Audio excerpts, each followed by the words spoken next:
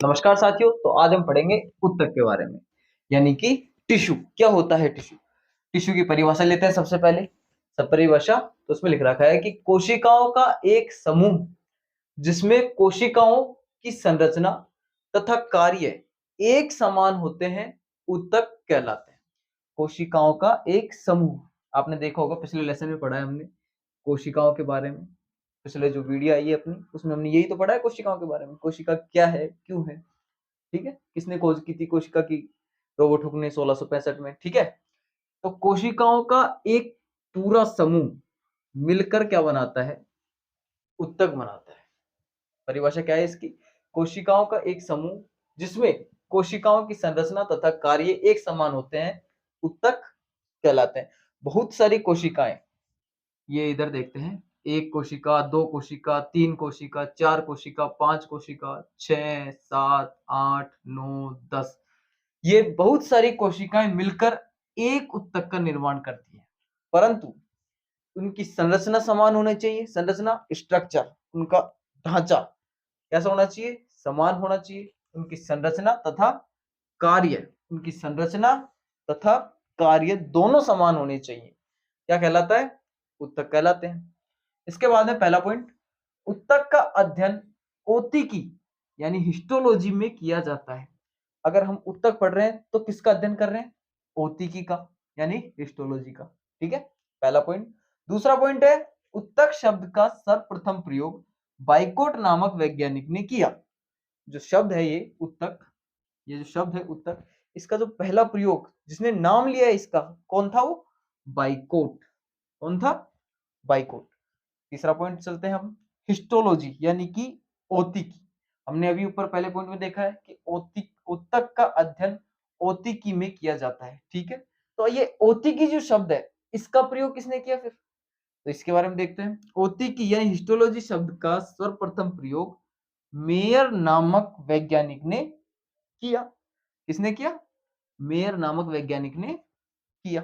जो पहली बार जो शब्द बोला ओतिकी यानी हिस्टोलॉजी, तो किसने बोला? वो मेयर ने। ठीक है, अब हम पढ़ते हैं ऊतक के प्रकार।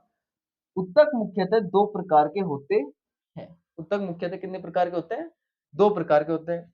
पादप ऊतक यानी प्लांट टिश्यू, दूसरा जंतु ऊतक यानी कि एनिमल टिश्यू।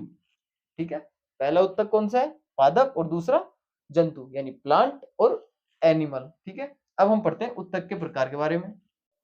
तो अब हम पढ़ते हैं पादप ऊतक यानी प्लांट टिश्यू। कितने प्रकार के होते हैं प्लांट टिश्यू? पहला होता है विभजोतक और दूसरा होता है स्थायी ऊतक यानी कि मेरिस्टेमेटिक टिश्यू, और दूसरा होता है परमानेंट टिश्यू। मेरिस्टेमेटिक टिश्यू तीन प्रकार के होते हैं, यानी विभजोतक कितने प्रकार के होते हैं? तीन प्रकार के। शीर्षक विभजोतक, कैम्बियम या पार्श्व विभजोतक, अंतर्विष्ट या अंतर्वेशी विभजोतक यानी एपिकल मेरिस्टेम, लेटरल मेरिस्टेम और इंटरकैलरी मेरिस्टेम। ठीक है, इसके बाद चलते हैं स्थायी ऊतक पे।